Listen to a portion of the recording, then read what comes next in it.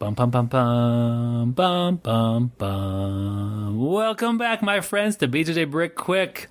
This is a quick podcast about jiu-jitsu. My name is Byron, and today, kind of ending a little series here. Not quite ending.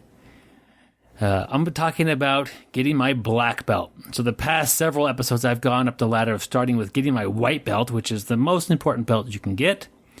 Blue, purple, brown, and today we're talking about the black belt. I've achieved this in 2014. I know that because I had it stitched onto my belt. I have my last name, Jabara, on my belt, and then October 2014 is my black belt date.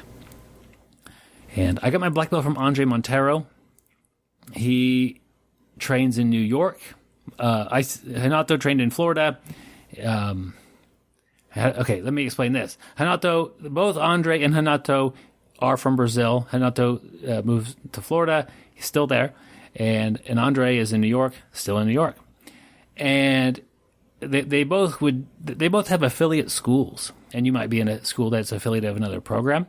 And every now and then, twice a year or several times 5 times a year or once a year, whatever, your affiliate instructor or somebody from that group would come by and teach and help out with the school. And I had known Andre for several years, and he was the one that eventually gave me my black belt.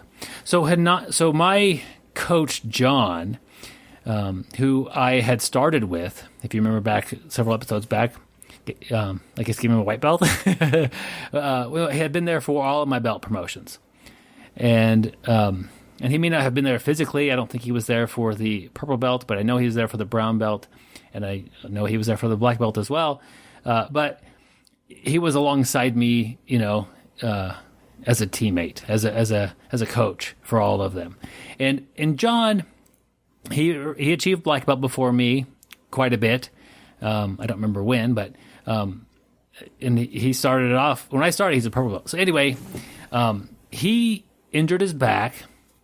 And he just kind of couldn't maintain the passion or the ability to run a school while not being able to do jiu-jitsu based on chronic back injuries. Like every time he'd go and he would roll, he would pay for it in the morning. And I think he just kind of had to take a break for a little while.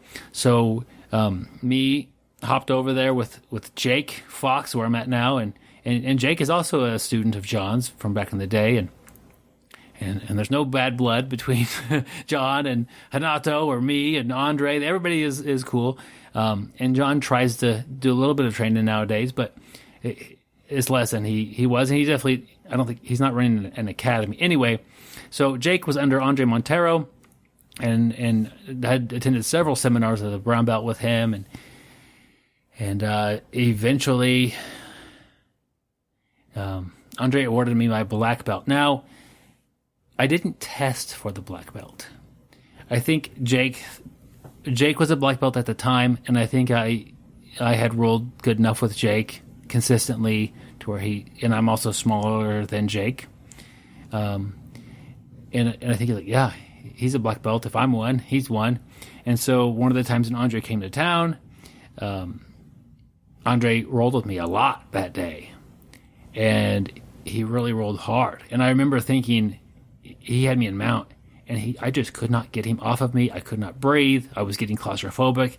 He was really taking it to me much more than typical Andre Montero is like, let me see your game and let's roll. And where I described Hanato as being a pretty sometimes intimidating individual, Andre is all smiles and playful. And I'm not trying to talk negative about Hanato. That's my perception. Like, I was a little scared of Hanato. If I saw him, I'd hug him, and he's a friend. But on the mats, they had just different styles. Hanato was more of a charging forward, going to choke you out, and Andre seemed to be more playful to me. Just as as my purple belt and brown belt self, as I had met both those guys. Anyway, Andre was just beating the crud out of me. And I couldn't hardly breathe, and it was just miserable. And and the round sounded, the time ended, and we kept going, and I was just struggling to not drown, basically. And I think he just wanted to see if I was going to quit, and I didn't quit. And I don't know, and I never asked him that, so I can't read his mind. But I fought hard. I did poorly, and then he gave me a black belt. And there's just levels to this. And like Andre, when Renato gave me my brown belt, he said, next one's black belt, and you start over. He gave me that black belt, and now I'm the worst black belt, out there. Like, I'm brand new at this, and you look at somebody who's got a black belt, you don't know, how good of a black belt is this person? Well, that's a big chasm to try to guess. How good is the blue belt? They're somewhere in the range of a blue belt, like maybe they're close to purple belt, maybe they should be, but they haven't been a black belt for 15 years in competing. Like, that's not the thing. So once you get that black belt, take a deep breath, just accept the fact that it's going to be a little bit different for a while, but in reality, it's just a belt. And sometimes I feel it when I go and I travel. It's still a little bit rare to be a black belt. Most gyms have several, but you still have to pull that belt out of your gym bag and put it on, and people will, we got a black belt in, or they say something or they don't, or they just look and they size you up, and my sizing me up doesn't lead to much. But anyway, that's my black belt. Got it from Andre Montero. He's a great friend, and he still comes to town several times a year, and I really relish the times, enjoy the times that we get together. So tell me about you. Have you got a black belt? This is one that you will not forget for as long as you live. Who tied that around your waist? What was your experience like? Do you know Andre Montero? Man, such a fun person on the mats.